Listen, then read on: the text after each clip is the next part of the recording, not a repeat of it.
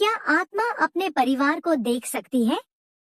गांव के किनारे बने एक पुराने घर में उस रात अजीब सी खामोशी थी। घड़ी में रात के 2 बज रहे थे। बाहर हल्की बारिश हो रही थी और बीच बीच में बिजली चमक रही थी। उसी घर के एक कमरे में 68 वर्षीय रामनाथ अपनी अंतिम सांसें गिन रहे थे। उनके चारों ओर परिवार के लोग बैठे थे। बेटा भगवान का नाम ले रहा था, बहू रो रही थी और उनकी पत्नी बार बार उनका हाथ पकड़कर कह रही थी, हमें छोड़कर मत जाइए। अचानक रामनाथ की सांसें थम गईं। कमरे में सन्नाटा छा गया। लेकिन उसी क्षण रामनाथ ने अपनी आंखें खोली। उन्हें लगा कि वे बिल्कुल ठीक हैं। वे उठकर बैठ गए और बोले, अरे, तुम लोग रो क्यों रहे हो? लेकिन किसी ने जवाब नहीं दिया। उन्होंने फिर आवाज लगाई, सुनो, मैं यही हूँ। फिर उनकी नजर बिस्तर पर गई। वहां उनका अपना शरीर पड़ा था। रामनाथ के पैरों तले जमीन खिसक गई। यह कैसे हो सकता है? वे डर गए। उन्हें समझ नहीं आ रहा था कि आखिर उनके साथ क्या हुआ है। तभी उन्होंने देखा कि उनकी पत्नी उनके निर्जीव शरीर से लिपटकर रो रही थी। उनका बेटा सिर पकड़कर बैठा था। बहू के आंसू रुक नहीं रहे थे। रामनाथ ने अपनी पत्नी के कंधे पर हाथ रखने की कोशिश की, लेकिन उनका हाथ उसके शरीर के आर पार निकल गया। अब उन्हें समझ आ चुका था, उनकी मृत्यु हो चुकी थी। रामनाथ जोर जोर से रोने लगे, लेकिन उनकी आवाज किसी तक नहीं पहुंच रही थी। समय बीतता गया। कुछ घंटों बाद रिश्तेदार घर पहुंचने लगे। सभी रो रहे थे। रामनाथ हर किसी को देख रहे थे। उन्हें पहली बार एहसास हुआ कि जिन लोगों के लिए उन्होंने पूरी जिंदगी मेहनत की थी, वे उनसे कितना प्रेम करते थे। तभी अचानक कमरे में एक दिव्य प्रकाश फैल गया। उस प्रकाश में से एक शांत और तेजस्वी पुरुष प्रकट हुए। रामनाथ घबरा गए। आप कौन हैं? दिव्य पुरुष मुस्कुराए। मैं एक मार्गदर्शक हूँ। क्या मैं सचमुच मर चुका हूँ? हाँ, लेकिन तुम्हारी यात्रा अभी समाप्त नहीं हुई। रामनाथ ने तुरंत पूछा, क्या मैं अपने परिवार के साथ रह सकता हूँ? मार्गदर्शक कुछ क्षण चुप रहे। फिर बोले, कुछ समय तक आत्मा अपने प्रियजनों को देख सकती है, लेकिन उसे धीरे धीरे आगे बढ़ना होता है। रामनाथ खुश हो गए। उन्होंने सोचा कि कम से कम वे अपने परिवार को देख तो पाएंगे। अगले दिन उनका अंतिम संस्कार हुआ। रामनाथ पूरे समय अपने परिवार के साथ रहे। जब उनका बेटा मुखाग्नि देने आया तो उसके हाथ कांप रहे थे। रामनाथ का दिल भर आया। उन्होंने बेटे से कहा, बेटा, मैं तुम पर गर्व करता हूँ। लेकिन बेटा सुन नहीं पाया। उस रात रामनाथ अपने घर लौट आए। उन्होंने देखा कि पूरा घर सूना पड़ गया था। जो घर कभी हंसी से गूंजता था, वहां अब केवल खामोशी थी। उनकी पत्नी उनके पुराने कपड़े सीने से लगाकर रो रही थी। रामनाथ के आंसू निकल आए। वे उसके पास बैठ गए। मत रो, मैं यही हूँ। लेकिन वह सुन नहीं सकी। दिन बीतने लगे।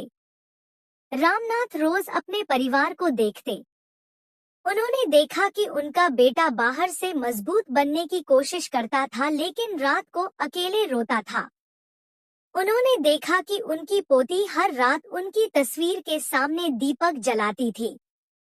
उन्होंने देखा कि उनकी पत्नी खाना बनाते समय एक अतिरिक्त थाली रख देती थी और फिर अचानक रो पड़ती थी। रामनाथ का हृदय टूट रहा था। उन्हें लगने लगा कि वे अपने परिवार की मदद क्यों नहीं कर पा रहे। एक रात उन्होंने मार्गदर्शक से पूछा, अगर आत्मा अपने परिवार को देख सकती है तो उनकी सहायता क्यों नहीं कर सकती? मार्गदर्शक कुछ क्षण चुप रहे। फिर बोले, कुछ समय तक आत्मा अपने प्रियजनों को देख सकती है, लेकिन उसे धीरे धीरे आगे बढ़ना होता है। रामनाथ खुश हो गए। उन्होंने सोचा कि कम से कम वे अपने परिवार को देख तो पाएंगे। अगले दिन उनका अंतिम संस्कार हुआ। रामनाथ पूरे समय अपने परिवार के साथ रहे। जब उनका बेटा मुखाग्नि देने आया तो उसके हाथ कांप रहे थे।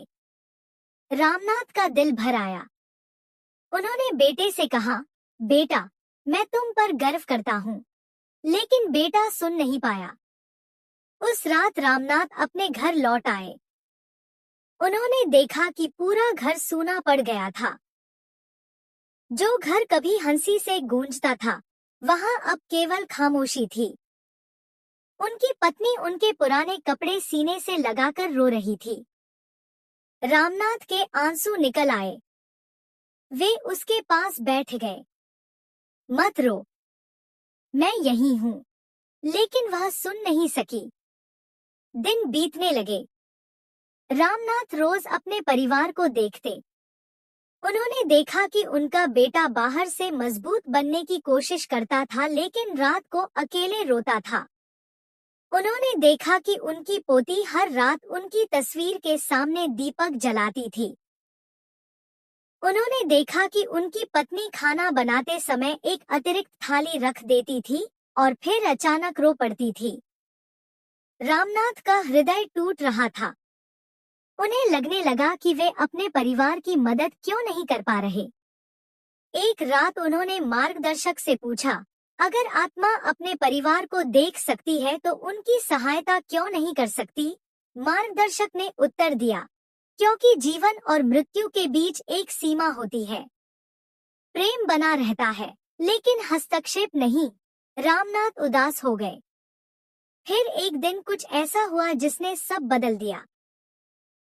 उनकी पोती परीक्षा में असफल हो गई। वह बहुत दुखी थी। रात को वह रोते रोते सो गई।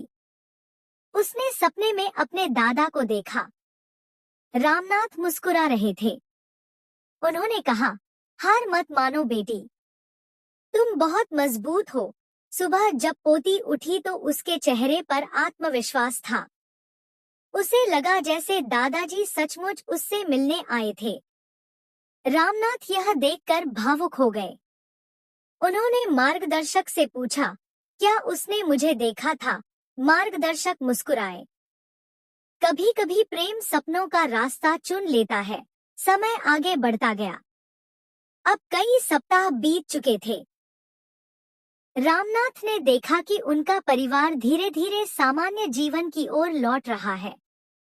उनकी पत्नी अब पहले की तरह टूटकर नहीं रोती थी। बेटा फिर से काम पर जाने लगा था। पोती मुस्कुराने लगी थी। रामनाथ को पहली बार शांति महसूस हुई। उन्हें एहसास हुआ कि परिवार उन्हें भूल नहीं रहा था, बल्कि उनके प्रेम को अपने साथ लेकर आगे बढ़ रहा था। तभी एक दिन वही दिव्य प्रकाश फिर प्रकट हुआ। मार्गदर्शक उनके सामने खड़े थे। अब चलने का समय आ गया है। रामनाथ ने आखिरी बार अपने घर को देखा, अपनी पत्नी को देखा, अपने बेटे को देखा, अपनी पोती को देखा। उनकी आंखें भर आईं, लेकिन इस बार दुख नहीं था, केवल प्रेम था। उन्होंने मुस्कुराकर कहा, अब मैं निश्चिंत हूँ। मार्गदर्शक ने कहा, यही हर आत्मा की सबसे बड़ी शांति होती है, जब वह देख लेती है कि उसका प्रेम पीछे छूटता नहीं, बल्कि लोगों के दिलों में जीवित रहता है। रामनाथ ने आखिरी बार अपने परिवार को प्रणाम किया। फिर वे उस दिव्य प्रकाश की ओर बढ़ गए। प्रकाश और उज्जवल होता गया और कुछ ही क्षणों में वे उसकी अनंत रोशनी में विलीन हो गए। लेकिन कहते हैं, सच्चा प्रेम कभी समाप्त नहीं होता। वह यादों में, सपनों में और दिलों में हमेशा जीवित रहता है।